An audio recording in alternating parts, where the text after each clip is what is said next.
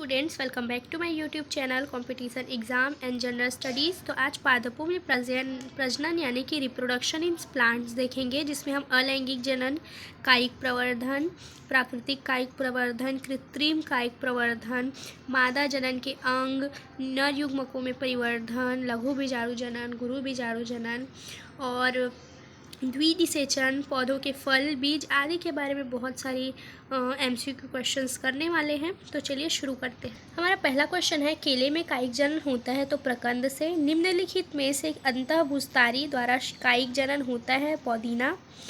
एल्पीजिया में कायिक प्रवर्धन किस प्रकार की जड़ों द्वारा होता है? तो मूसला जड़ों द्वारा। चौथा क्वेश्चन, ऐसा कायिक जनन जिसमें नए पादप पत्ती के विच्छिन्न शीर्ष पर विकसित होते हैं पाया जाता है? ब्रायोफिल्लम में। भूमिगत तने का वह रूपांतरण जो भूमि में ऊर्ध्व दिशा में वृद्धि करता है? घनकंद। अजूबा यानी कि ब्रायोफिल्लम में कायिक प्रवर्धन होता है तो तने पत्तियों के द्वारा, न तने के द्वारा होता है, ना जड़ के द्वारा, ना ही पुष्प के द्वारा, पत्ती के द्वारा होता है। सातवां, आलू, अदरक, अगेव, ब्रायोफिल्लम तथा जलकुंभी में पाए जाने वाले कायिक प्रवर्धों का ठीक क्रम है? तो आँख, प्रकंद, बुलबिल, पर्णकलिका एवं भूस्तारिका।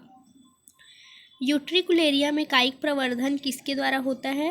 तो टूरियॉन्स। नौवां, रोडोडेंड्रॉन के प्रवर्धन हेतु कौन सी दाब विधि प्रयोग की जाती है? तो ड्रॉप दाब।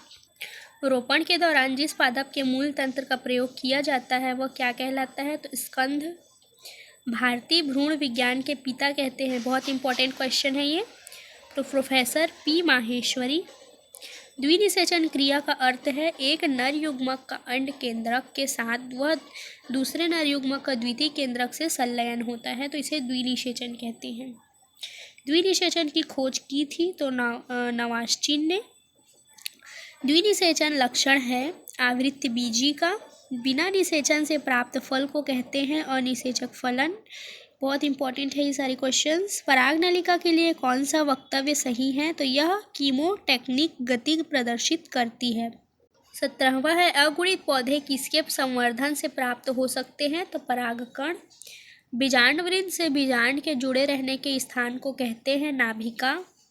निषेचन के समय टिपिकल द्विबीजपत्री मादा युग्मकोद्भिद होता है तो 7 कोशिकीय।